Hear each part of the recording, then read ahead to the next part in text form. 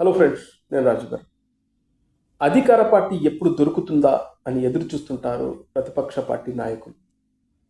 సమయం సందర్భం ఉండదు, రాజకీయం చేయడమే వీళ్ళ పని. ఎగ్జాక్ట్లీ విజయవాడ వరదల్లో బురద రాజకీయం చేస్తున్నాయి ప్రతిపక్ష పార్టీలు.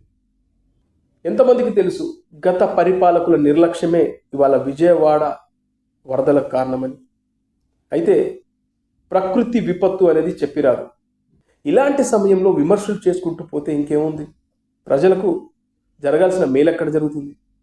ఇది ఒక్క రాజకీయ నాయకుడు కూడా ఆలోచించట్లేదు.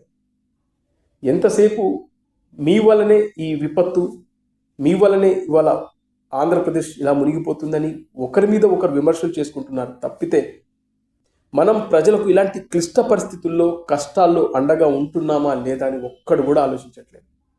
వైఎస్ఆర్సీపీ పార్టీకి సంబంధించిన నాయకులు జగన్మోహన్ రెడ్డి గారి నుంచి మొదలుకొని రోజా, కొడాలి నాని, పేర్ని నాని, కొంతమంది దీన్ని బురద రాజకీయం చేసేస్తున్నారు. విజయవాడ వరదలు అనేది వాళ్ళకొక అవకాశంగా దొరికింది. ఇక ఆంధ్రప్రదేశ్లో ఏ సమస్య వచ్చినా కూడా పవన్ కళ్యాణ్ గారిని ట్యాగ్ చేస్తూ వైఎస్ఆర్సీపీ సోషల్ మీడియా పెద్ద ఎత్తున వైరల్ చేస్తూ ఉంటుంది.